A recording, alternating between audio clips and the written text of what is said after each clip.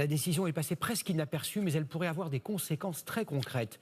Il y a quelques jours, la Cour de cassation a condamné une grande surface pour avoir vendu de l'alcool à un mineur. L'adolescent de 16 ans s'est tué à scooter après avoir acheté une bouteille de vodka qui lui avait été vendue, malgré l'interdiction totale de vente aux mineurs qui date de 2009. Sylvain Milenvois et Alice Brousse. Condamné pour avoir laissé un mineur acheter de l'alcool sans vérifier son âge. C'est la décision de la Cour de cassation à l'encontre de Lidl. Il y a 5 ans, quelques heures après son passage en caisse, et alors qu'il avait bu, Kylian, 16 ans, décédait au guidon de son scooter, dans un accident de la route. Me semble-t-il, c'est la première fois qu'il y a la condamnation d'une enseigne de grande distribution de ce point de vue-là. On a pu constater qu'effectivement, de telles ventes n'étaient pas quelque chose de rarissime, mais au contraire, quelque chose de quasiment commun. Je pense qu'effectivement, il y a un travail à faire, oui. Pas besoin d'aller loin pour le constater. À Bayonne, comme à Paris, beaucoup d'adolescents nous disent à quel point l'achat d'alcool leur semble simple.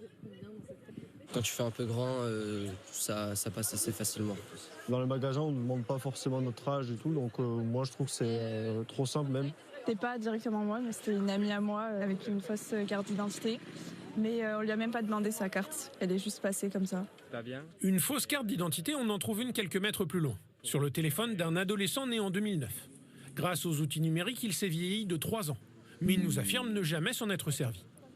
Rappelez-vous, on vous a montré il y a quelques mois qu'une association testait régulièrement la grande distribution en envoyant des mineurs acheter de l'alcool. Le contrôle d'identité n'est pas systématique. On pourra nous dire que les caissiers ne sont pas formés, on pourra nous dire que ça bloque les files d'attente. Donc la responsabilité, ce n'est pas les caissiers qui doivent la porter, ce sont les patrons, les directeurs d'établissement. Chez Lidl, on nous affirme qu'un système d'alerte apparaît sur les caisses dès qu'un client achète de l'alcool, afin de procéder au contrôle de l'âge.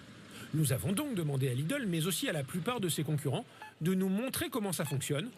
Aucune de ces chaînes d'hypermarchés n'a pourtant souhaité ni nous accueillir, ni même parfois nous répondre.